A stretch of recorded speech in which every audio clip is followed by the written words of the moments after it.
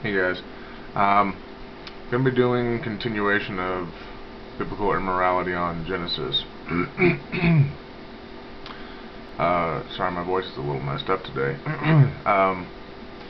So Adam and Eve had kids, Cain and Abel, and it says Abel kept the flocks and Cain worked the soil. The Lord looked with favor on Abel and his offering of flocks. And on Cain's offering of fruit, he did not look with favor.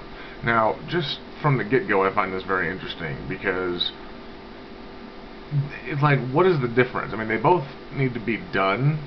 They're both work and dedication, and he is giving preference. Now, this is giving preference to the blood sacrifice type thing that is this huge thing all the way throughout the Bible, so much so that he actually felt the only way he could forgive humans later on for acting in the nature that he created them with was to sacrifice his own son. So it doesn't just stop with animals even. There's even parts of the Bible where God has delighted in the burnt flesh of humans. Not cool. And then, of course, there's Jephthah's daughter, which I did a video about. You can check that out. Pretty messed up. But aside from just the blood sacrifice issue, which is, of course, this very archaic mindset, there's this favor being given towards one and not the other. And it doesn't even say why. It's just the way it is. Which, obviously, anybody who's going to be doing work, I would think they would want to know as much as they could about what they're doing and why God would not be cool with you tilling the soil, but it'd be okay with you tending the flock. Whatever. Now, this goes on. Cain kills his brother, and I'll let you read it for yourselves because I don't want to give emphasis to any particular way that I definitely feel about it. And I know that sounds weird because these are my videos and my opinion, and this is coming straight out of the Bible, but in this case, I would actually, I think, behoove you to read it for yourself so that you can see if you agree or not with my statement. Understand I'm not giving tone. It looks to me that Cain is upset because the Lord is kind of in his face. And I'm not going to say why. Read it and tell me what you think. But the interesting thing is, so he kills him, and Cain says, "My punishment is more than I can bear. Today you are driving me from the land, and I will be hidden from your presence, and I will be a restless wanderer on the earth, and whoever finds me will kill me."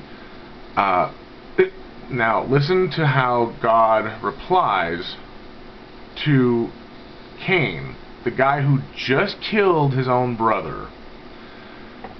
"Not so. Anyone who kills Cain will suffer vengeance 7 times over." God is like protecting him. The dude who just killed his own brother and who he is upset with and who he did not show favor with to begin with, is now protecting him. Yeah, and it actually says the Lord put a mark on Cain so that no one who found him would kill him. Why? I mean, the dude loses his frickin' marbles when Adam and Eve eat a fruit off a damn tree, and this dude kills his brother, and he's like, nah, you gotta leave, but I'm gonna make sure you're protected. What the hell is that, dude? I mean, like, what kind of logic? No, it isn't. Then Cain made love to his wife. Now, notice that there is nowhere in the Bible that says that there is any other people in existence, especially the Adam and Eve first and only believers.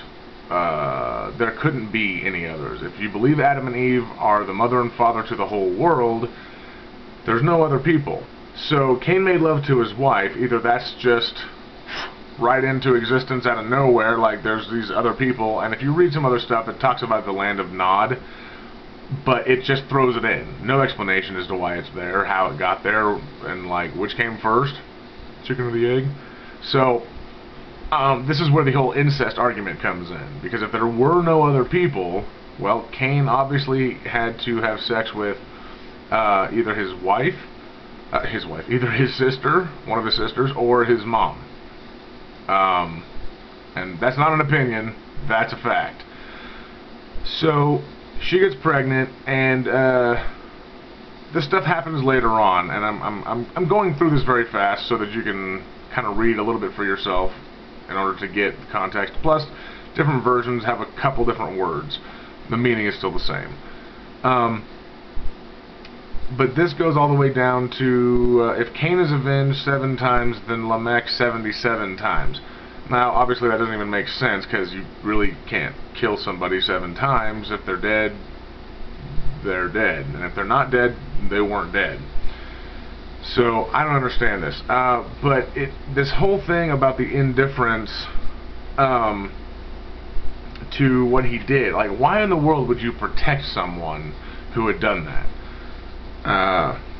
That's pretty much all I got on this one. I mean, it's kind of a short bit because it's just one chapter, but the whole thing doesn't make sense, and I'm skimming through it to kind of just pique your interest, and you should go read it if you're interested in that. But yeah, so I mean, just in one chapter we've got murder, which was in a way justified because God protected him. Like, that doesn't make sense. So we've already witnessed blood sacrifice being more favorable to just fruit and vegetable sacrifice, you know. We've seen God defend an immoral action, and we've seen no sense, like showing favor to tending the flocks over tending the soil. Like, there's no reference for that. And incest, and talks about revenge. I mean, this is the Bible, and this is supposed to be moral. I don't see that at all. So there you go, a little bit to chew on. I'll see you guys later. I'm going to be doing Noah's Flood, I think, next, which is the next part of Genesis, and oh yeah, we're gonna have some fun with that one. Take care, guys.